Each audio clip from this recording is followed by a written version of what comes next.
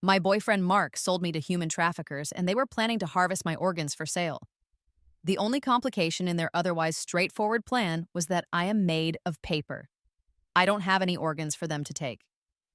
During the procedure, one of the traffickers began to panic. "She has no organs," he shouted, his voice tight with fear. I looked directly at him from the operating table. I didn't have them before, I thought, but I have them now.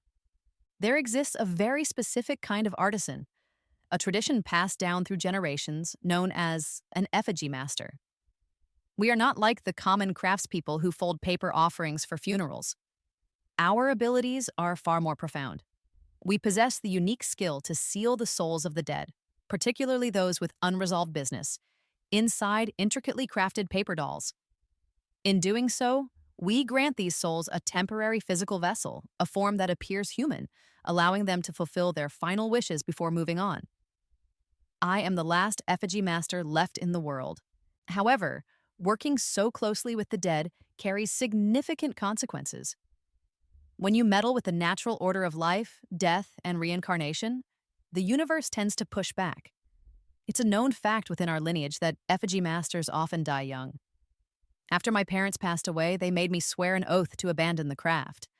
So I put my tools and ancient knowledge aside and did my best to lead a normal life. I was a junior in college, and I had a boyfriend in my year named Mark.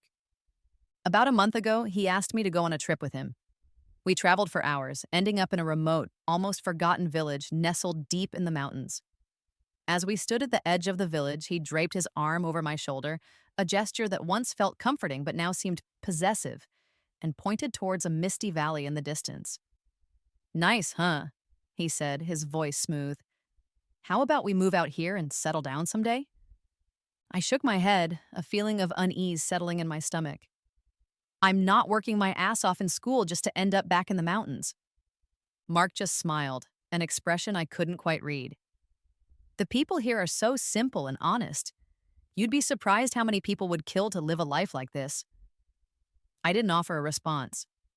He had already booked our accommodation and planned our entire itinerary without consulting me. After the long and exhausting journey, he took me straight to the guest house. The owner was a blind man, but despite his lack of sight, he was incredibly warm and welcoming. He grabbed my hand, his grip surprisingly firm, and told me that his own child was about my age. After a few minutes of small talk, he asked, "What's your name, dear?" I glanced at Mark, who gave me an encouraging nod, then I smiled politely at the old man. "Alara," I said. He patted my shoulder gently. "Alara, a beautiful name. Would you let an old man feel your eyes? Since I can't see, I like to feel people's eyes to get a sense of them." A warning bell went off in my head, loud and clear. I instinctively took a step back and looked to Mark for help, for some kind of intervention. Instead, he grabbed my arm and pushed me forward. "What are you afraid of? I'm right here with you." I wanted to refuse again, to pull away, but the owner's hands were already on my face before I could protest. His fingers, calloused and strange, traced the sockets of my eyes for a long moment before he finally pulled away. "Such a beautiful pair of eyes," he said, his voice laced with a disturbing satisfaction. I was confused. How could he possibly know they were beautiful if he was blind? Mark chimed in, his voice overly cheerful. "It's what I love most about Alara, too. They're gorgeous." After a bit more unsettling chatter, the old man cooked us a meal. Despite being blind, he prepared an impressive spread that looked and smelled incredible. But after dinner, my eyelids began to feel incredibly heavy. I said goodnight to Mark, the world already starting to blur at the edges, and went to bed. The next time I regained consciousness, my soul was floating, ethereal and untethered, back in my family's home. The events pieced themselves together in my mind with horrifying clarity. Mark had sold me. My soul had already departed from my body, which meant I must have been killed. After death, a reaper comes to collect the soul, and that soul is only permitted to return for a brief visit after 7 days. This meant that if a reaper found me now, I wouldn't be able to return to the living world for a week. And even then, I could only come home, not pursue Mark for revenge. I could feel my soul getting lighter, a sure sign that my death was becoming more permanent. A reaper would be coming for me very soon. In a panic, I rummaged through the storage room, sifting through my parents' old belongings until I found the paper doll I had always kept. I had crafted it in my own image when I was just a child. After my parents died, I had burned all the other effigies we owned, but I could never bring myself to get rid of this one. Finding a ritual red cord, I performed the ancient rite and bound my soul to the doll. A moment later, the doll's arms, intricately woven from bamboo strips, slowly transformed into flesh and bone. I flexed my new arms. My skills were rusty from years of disuse, but the ritual had worked. Now, I had a window of 49 days to find my original body. If I couldn't successfully return to it within that time, the Reapers would discover that I had hidden my soul in an effigy and would drag me away by force. Following the faint traces of my memory, I made my way back to the mountain village Mark had taken me to. Without any identification, I was forced to take a series of long-haul buses, a slow and arduous journey that consumed nearly a month of my precious time. When I finally arrived, it didn't take much asking around to find his house. It wasn't a guest house at all. It was his family home. I soon learned that I wasn't the first woman he had brought back to this place, and all the ones who came before me were now dead. According to a talkative neighbor, the blind guest house owner was his father, Mr. Davies. His mother had been a college student his father had bought years ago. Even after having a child, she was always trying to escape, so his father eventually beat her to death. After that, it was just the two of them. The old man had no real skills, but he knew some traffickers, so he got into the business himself. I went to his house, but no one was there. I had come looking for my body. I had to get it back first, and then I could think about revenge. But my body wasn't anywhere near the house. It was so far away that I couldn't even sense what direction it was in. As the sun began to set, casting long shadows across the valley, I stood at his front door and looked out, my eyes landing on the same valley he had pointed out to me when we arrived. I remembered his chilling question. How about we settle down here someday? The thought hit me like a lightning strike. He had meant to leave me here dead from the very beginning. I pointed to the valley and asked an older woman who lived nearby, "Ma'am, is there a path that leads into that valley?"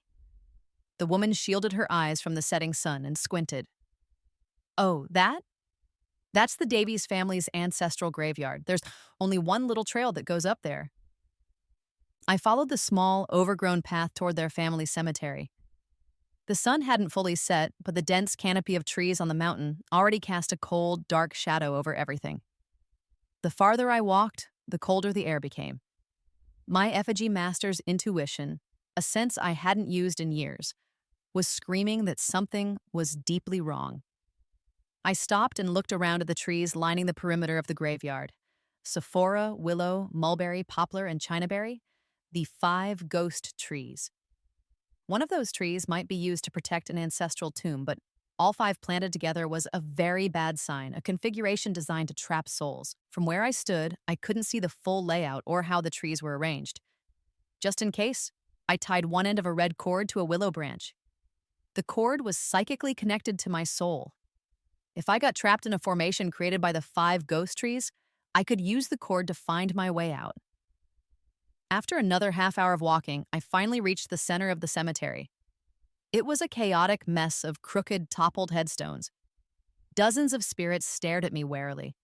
Every single one of them was incomplete, missing eyes, arms, or legs. One male ghost drifted closer, his form flickering, his voice filled with anger. A living person. An older female spirit pulled him back. "Wait, she doesn't feel alive." I cautiously asked them, "Are you all ancestors of the Davies family?" This was their family graveyard, so I had just assumed. One of them spat, the sound echoing strangely in the dead air. To hell with their ancestors. I was Mark's roommate for half a semester. He tricked me into coming here, then they took my kidney and my heart. The others all started sharing their own horror stories, a chorus of pain and betrayal. Only the older female spirit remained silent. I looked at her.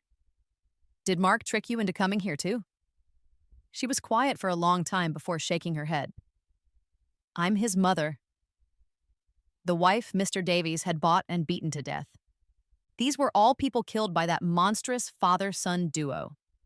And somehow, Mr. Davies had used the power of the 5 ghost trees to trap their souls here, preventing them from even reincarnating. I wanted desperately to help them, but right now, I was just a soul in a paper body myself.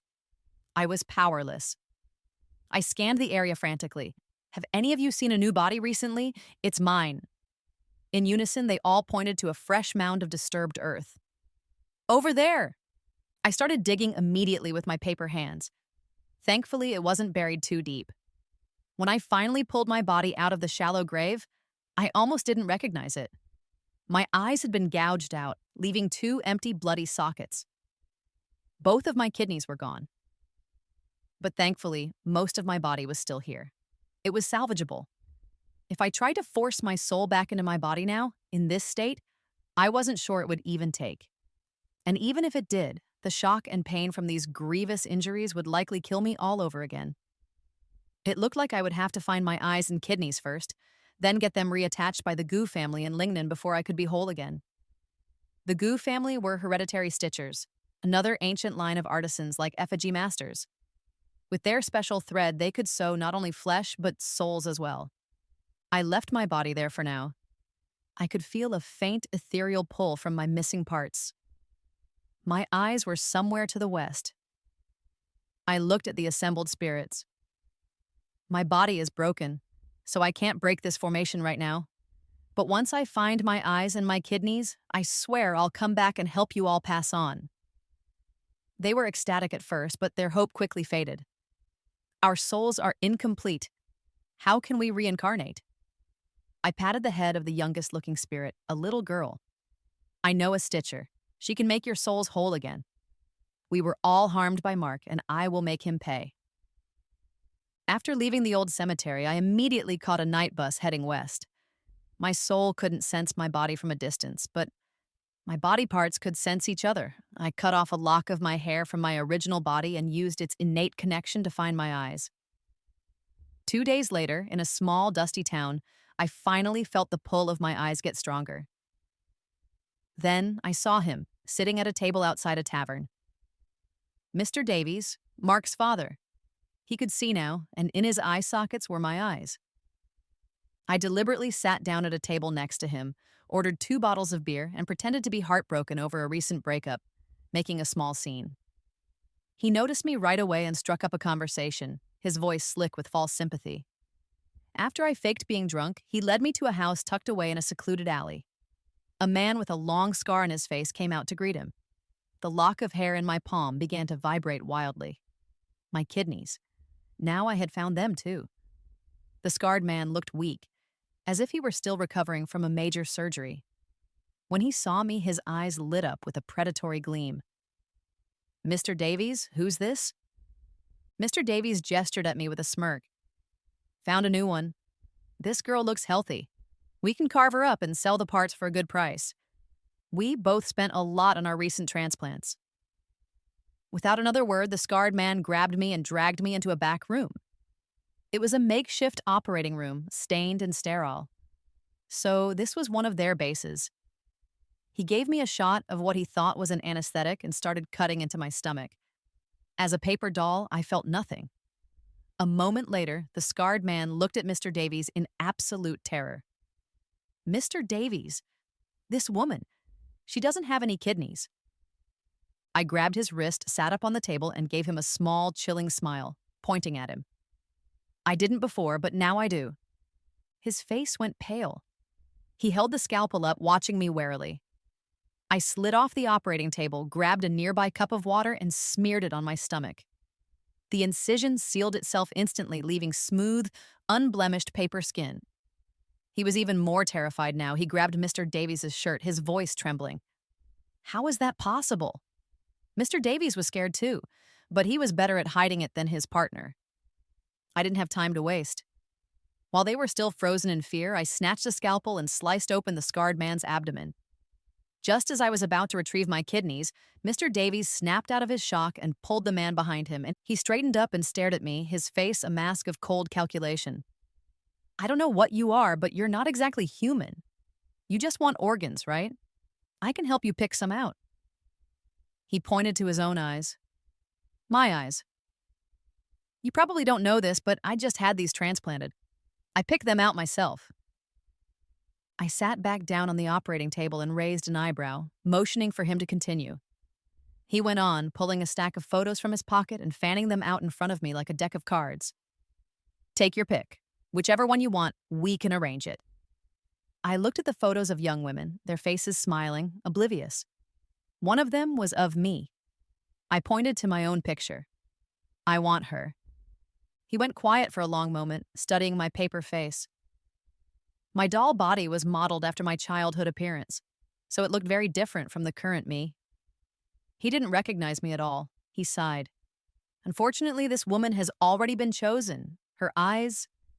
He didn't get to finish. My fingers were already digging into his eye sockets. The bamboo used for effigies is treated with special herbs and enchanted, making it stronger and sharper than human bone.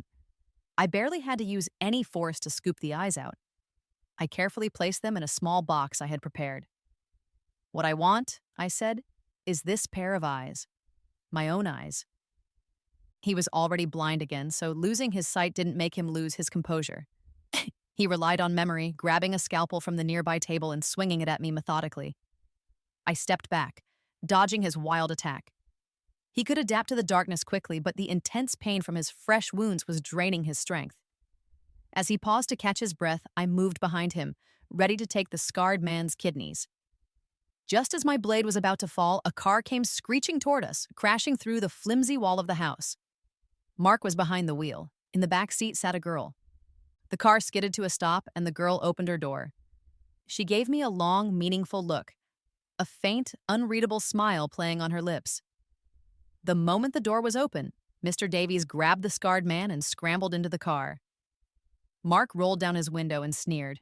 First time in all these years we've had one fight back.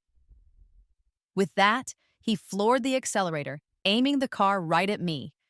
A direct hit like that would shatter this paper body, and my soul was still tied to it.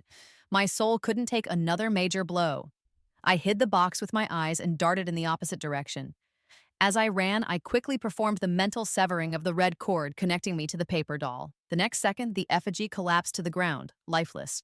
The car swerved, speeding toward my fallen form. The impact and the wind from the collision flipped the doll's shirt up, revealing a pristine white paper stomach. My real body has a small red birthmark on its abdomen. When I was little, I had carefully painted the same birthmark onto the doll. The car stopped. Mark got out and walked back to inspect the paper body. The crash had broken its arms and legs, and it could barely hold a human shape anymore. In a few more minutes, the flesh-like illusion would revert completely to paper. He knelt, looked at the red birthmark, and muttered to himself, Alara had a birthmark just like this. Did she come back for revenge? He almost sounded wistful, but he didn't know that I had placed a tracking spell on the paper doll. The moment he touched it, the spell activated, allowing me to know his location at all times. I floated in the air, a disembodied spirit once more, watching his pathetic display of affection. I wanted to laugh. When I had first found my eyes, I had prudently made a spare paper body, just in case. After possessing the new one, I followed Mark. He first went back to the place where he'd run me over.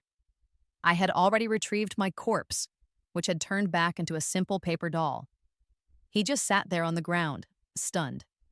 After a long while, he lifted his arm. A strange red mark snaked up from his palm, all the way up his forearm. It looked like some kind of curse, something to control him. No wonder he never wore short sleeves. He was hiding it. He spoke to his arm in a low, desperate whisper. Alara, I'm so sorry. This red cord, it controls me. I have to do what my dad says. He's always looking for beautiful eyes. I don't know why. I've asked him so many times, but he just says, I don't understand anything. I don't want to hurt anyone else. From the moment I saw my mom get beaten to death to what happened to you, I remember every single face. I can't sleep at night. Chloe is next. It's supposed to be her soon. Can't you just take me with you? Let me die and be with you? I stood a short distance behind him, listening to his confession, and felt absolutely nothing. It was just false piety, a story he told himself to sleep at night. He couldn't live with the fact that he was a killer, so he told himself he was being forced. but every single one of those lives was lost at his hands. What right did he have to feel regret? He sat there alone for a long time, then finally left. A few days later, they were all back in the mountain village. I had already changed my paper appearance and followed them. At the village entrance, the girl who was with Mark, Chloe, was chatting with the same old woman from before. I walked up to her, putting on my most friendly and innocent smile. "Hi, I'm thinking of staying here for a few days on vacation. Do you know any good B&Bs?" She looked around nervously, then stood and grabbed my arm, her grip surprisingly tight. "There's nothing fun to do here. Go to the city, somewhere with life." I took off my sunglasses. I was just looking for a quiet place to clear my head. Mark appeared out of nowhere, his timing impeccable.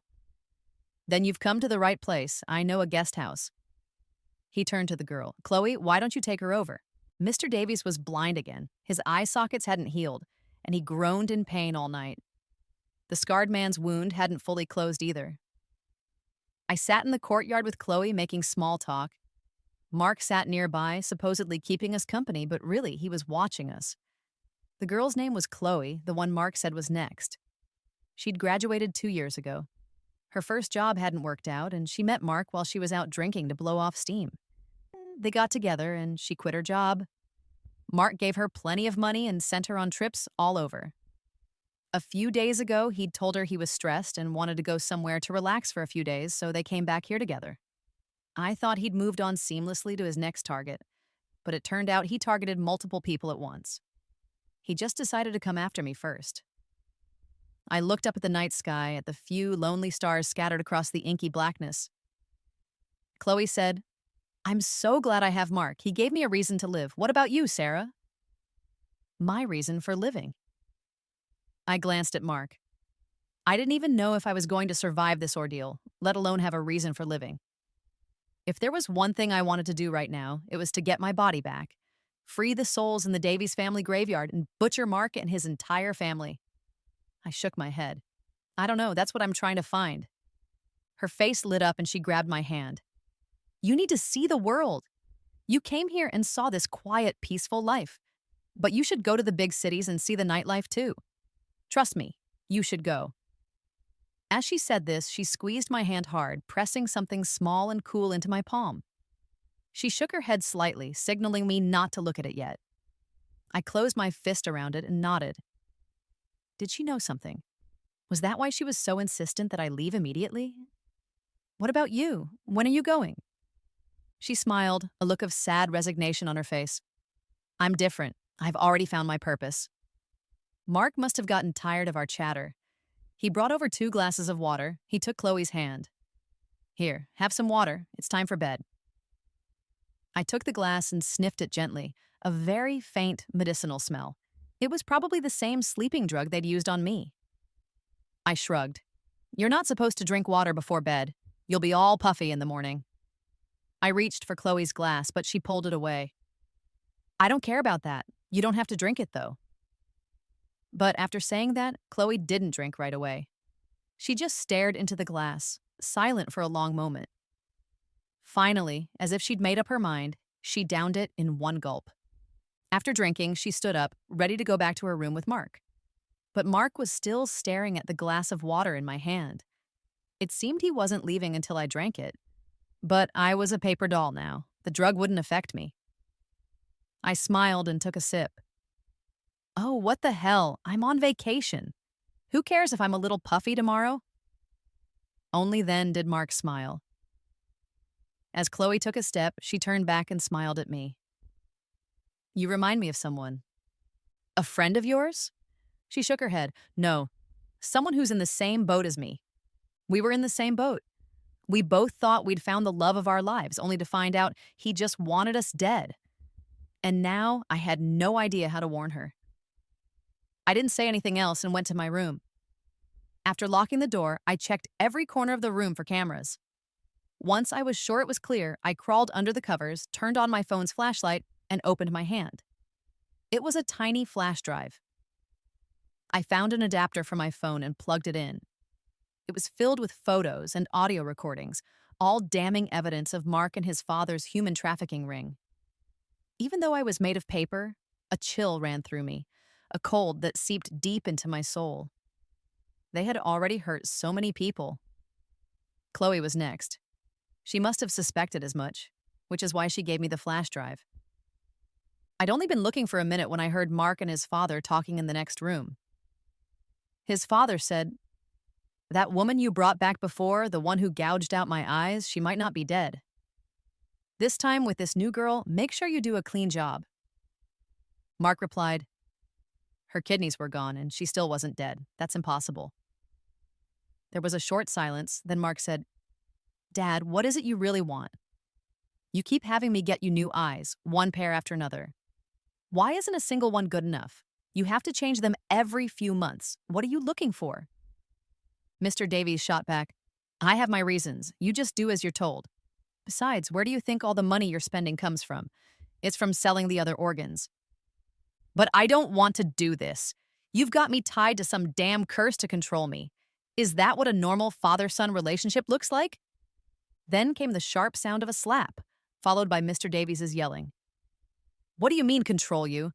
I'm just afraid you won't be there to help me if I'm in danger." "You know I'm blind. I can't see anything." Mark's voice rose to a shout. "Were you blind from the start?" "No. You got paranoid, claiming you could see ghosts, so you dug out your own eyes and decided you had to have someone else's." "Well, did you see Alara? Is she a ghost or not?" Mr. Davies snarled, "I did too many bad things in my life. The Reapers were coming for my soul. Gouging out my eyes was the only way I could stay alive. If I died, would you have the life you have today? Now shut up and get it done." While they were arguing, I slipped into the scarred man's room. He was sitting up in bed, bandaging his wound. He froze when he saw me. "You're not asleep." I raised an eyebrow and nodded. "The drug didn't work." The next second, my knife was buried in his abdomen. He let out a small gasp, but it was drowned out by the sound of Mark and his father fighting. I pulled out the kidney as fast as I could. He collapsed onto the bed, blood soaking the sheets. With his last breath, he wheezed, "It's you again." I carefully wrapped the kidney and smiled at him. "You recognize me?" He nodded. He coughed a few times, his voice faint. "Who are you?" "I know I'm done for, but I want to die knowing." As he asked, his eyes were fixed on the space behind me, not on my face. The arguing next door had stopped. He was just trying to buy time, to get my identity for the two men standing behind me. My smile vanished. "If I told you who I was," I said coldly, "wouldn't I just be telling the two men behind me my weakness?" As I finished speaking, the scarred man went limp and fell back onto the bed. I turned around. Mark and his father were blocking the doorway, their faces grim. Mark's brow was furrowed. He raised a knife and came toward me. The red mark on his arm was now a deep, angry purple. His father was controlling him again. I had a knife too, but the difference in strength between a man and a woman was huge. I was no match for him in a direct fight. And there were two of them. Good thing this body didn't mind getting hurt. Mark brought the knife down hard on my arm, but not a single drop of blood flowed. He swore under his breath. "Damn it, this woman has no blood. Cutting her is like hitting stone." Mr. Davies stood to the side, stroking his chin in thought. After a moment, he pulled a lighter from his pocket. "You said when you went back to the crash site, you didn't see a body, just a paper doll, right? I think I know what's going on. When I was a kid, my family used to talk about a type of artisan called an effigy master. She's probably a paper doll, an effigy. And if she's made of paper, then all we have to do is burn her." He tossed the lighter toward me. He was right. Paper effigies were afraid of fire. "But ordinary fire can't burn me," I said, taking a step back. "If ordinary fire was all it took to destroy me, you'd be underestimating the craft of us effigy masters." He stood there calmly, waiting to watch my downfall. "You really think that's ordinary fire?" Mark grabbed a bottle of liquor from the side and threw it at me. Some of it splashed on me, the rest landed on the lighter. The flames roared to life. The fire reeked of strong alcohol, but there was also a faint metallic smell of blood. I suddenly remembered a story my father told me as a child.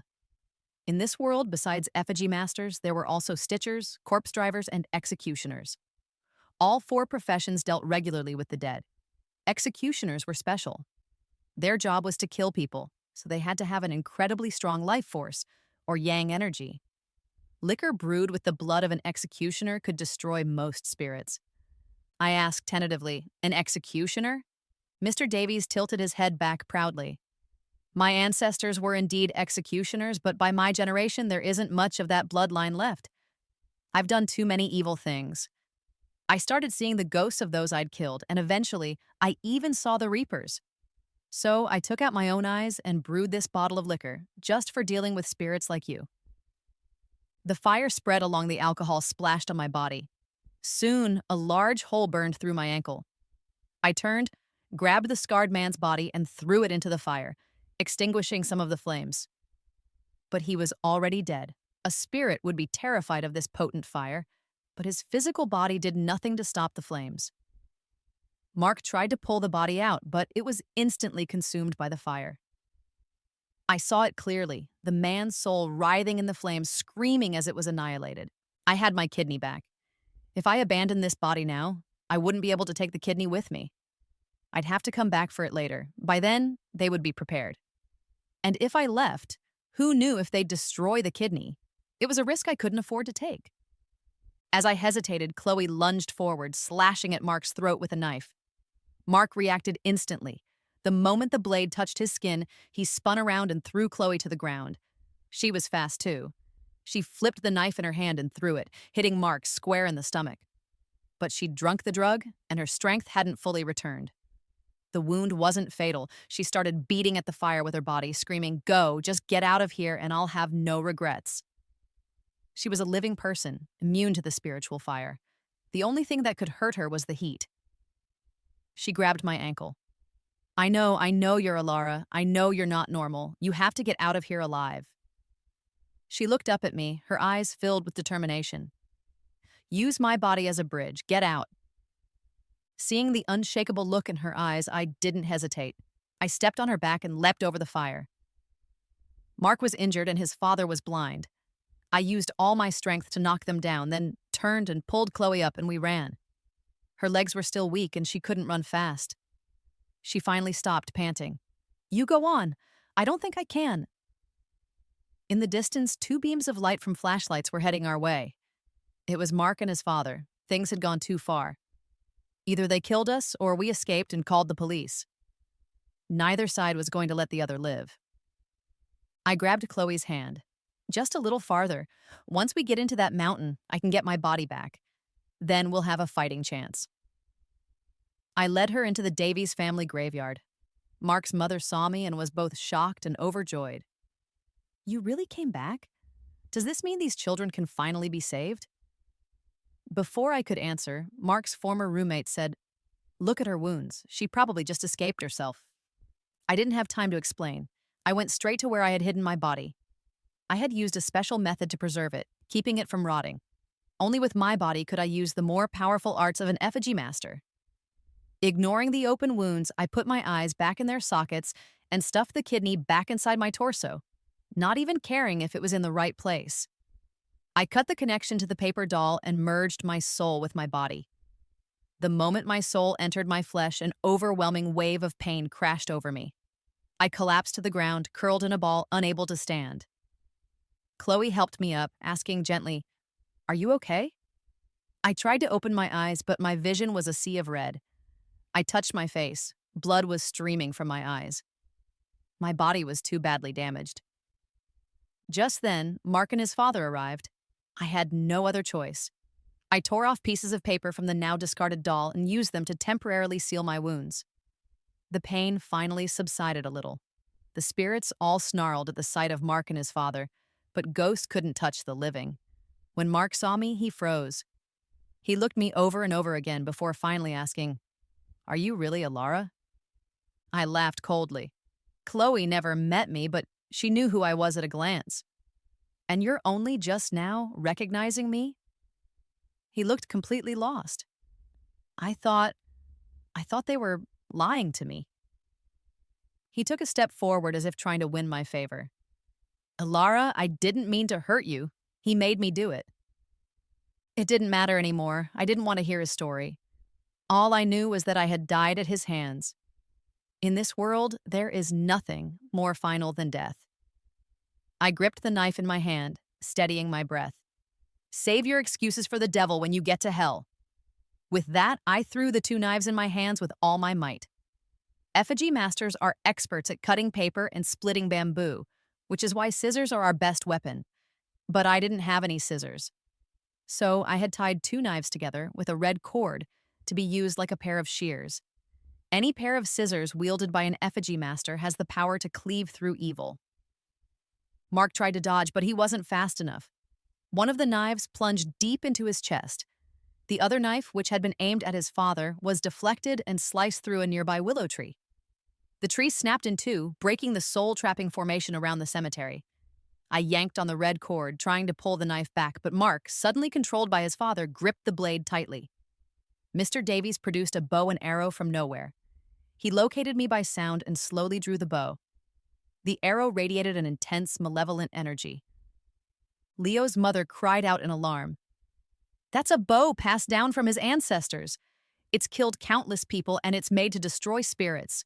If it touches you, you'll be annihilated." Even though I was back in my body, my soul hadn't fully integrated with it yet. I was just puppeteering it. That bow could truly kill me, erasing me from existence. The next second, he released the arrow. But I didn't care. I threw the double knives at him with all my remaining strength. If I was going down, we were going down together. Scum like him deserved to die. The knives sank into his heart, but the arrow never reached me. Chloe had thrown herself in front of me. She clutched her stomach and fell to the ground in agony. And in front of Chloe, the spirit of Mark's mother was slowly fading away. For a moment, I didn't know who to help. The mother's face showed no pain, only relief. She smiled at me. "It's finally over. Before, I wanted to die but couldn't. I wanted to move on but was trapped. Now, I finally can." Before her soul disappeared completely, she borrowed my knife. A normal spirit can't touch a living person. So she took my weapon, drifted over to Mr. Davies, and stabbed him again for good measure. After finishing him, she went to Mark and sucked out the last of his life force. She stroked Mark's face. "A child I never wanted. I could never love you. If it weren't for you two, I would have had a wonderful life.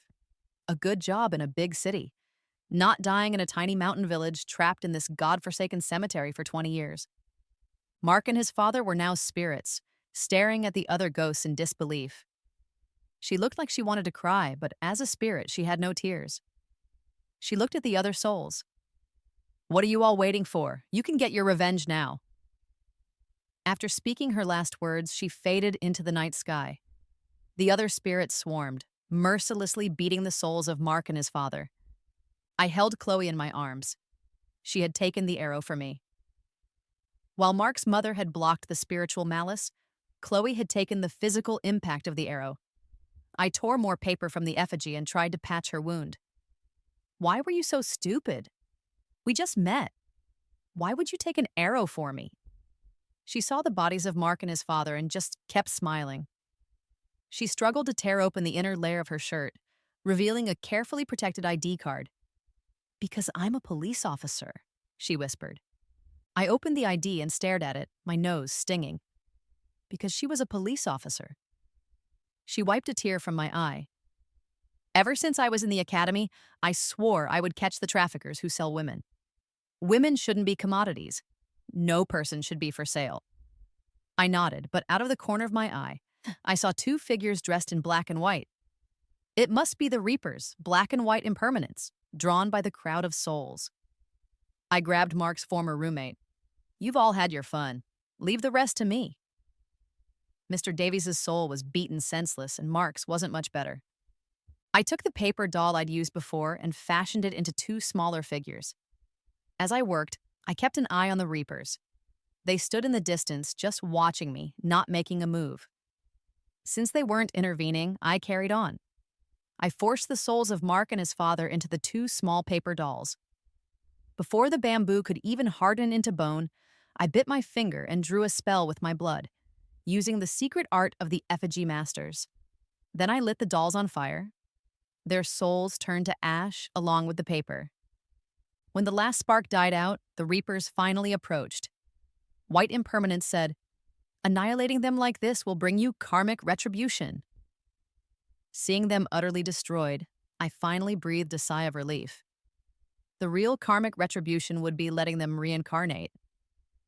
They didn't say anything else. But everything I had just done, hadn't they silently permitted it? Otherwise, they could have easily stopped me. They looked at the surrounding spirits and said in unison, "We must take them now." I looked at their souls, all tattered and broken. Even if they reincarnated now, they would be born with disabilities. It would take at least 3 lifetimes to regain a whole body. They had done nothing wrong, yet they had to endure such suffering. It was so unfair. "Can you give me 1 more hour?" They looked up at the sky. There was about an hour until dawn. They stepped back and stood to the side, waiting. I had contacted a stitcher, Maya, 2 days ago. She should have been here by now. I sat anxiously, watching the sky grow lighter. The Reapers were getting impatient, pacing back and forth. Just as they were about to collect the first soul, Maya finally came scrambling up the mountain. Wait, I'm here!" she yelled. She didn't ask any questions, immediately starting the ritual to summon the scattered fragments of their souls. Once the fragments returned, she began stitching the souls back together. By the time she finished with the last one, she was drenched in sweat. After the Reapers had chained the souls together, they stood before me. I looked at the soul barely contained within my body and gave them a fawning smile. "Do I need to come along too?" Black Impermanence shook his head. Their mortal lives were not over. They had decades of life left. They have willingly given it all to you.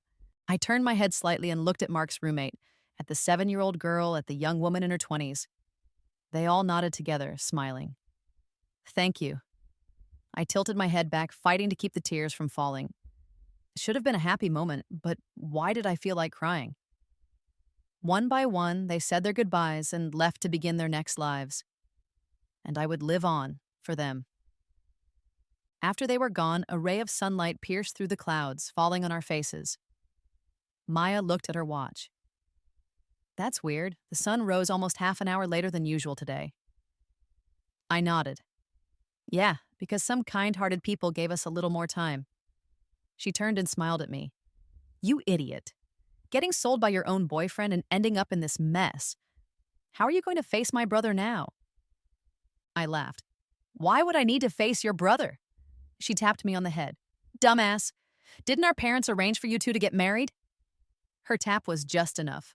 The paper patch on my stomach finally gave way and my kidney plopped out onto the ground. She blinked, her eyes wide, then knelt down in shock and scooped it up. "Oh my God. Now I've seen everything." She stitched my body and soul back together properly, and then we carried Chloe down the mountain. I handed her back the flash drive. "This heroic stuff is probably something you should handle yourself." We took Chloe to the hospital where she was rushed into surgery. While Maya and I waited outside the operating room, I saw a news report on my phone. This morning, several prominent public figures, including a top billionaire and a famous actor, had died suddenly. All the people who had died so suddenly were people who had received someone else's organs. Once the original owner's souls were made whole, the transplanted organs failed. Of course, they couldn't survive. Chloe's injuries weren't too severe. She was awake by the afternoon. She handed the flash drive over to her colleagues, looking energized and full of purpose. "Alara," she said, "you know, at first I was so angry with myself. I knew about you the whole time, but I didn't have enough evidence, so I was afraid to warn you. When I found out you had died, I was filled with regret. I felt like I shouldn't have sacrificed your life just because I didn't have enough proof.